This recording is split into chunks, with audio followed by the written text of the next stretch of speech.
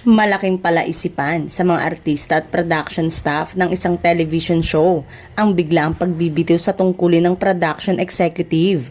Hindi pa ito nagsasalita o nagbibigay ng kanyang panig at paliwanag, kaya clueless ang mga nakakaalam sa tunay na rason.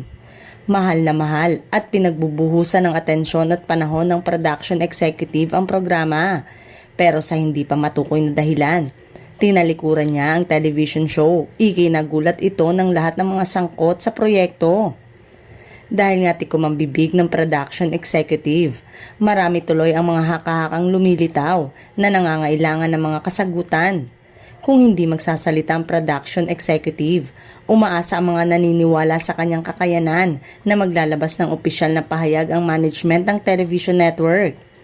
Maaaring makatulong ang official statement para mahinto na ang mga sari-saring espekulasyon at hindi na mabahira ng intriga o kontrobersya ang issue na tiyak na pagpipiestahan ng publiko kapag natukoy nila ang katauhan ng production executive. Sa kabila ng pagbibitiw sa tungkulin ng production executive, desidido ang network management na ipagpatuloy ang proyekto na kanyang naumpisahan para maipalabas na ito sa telebisyon sa lalong madaling panahon.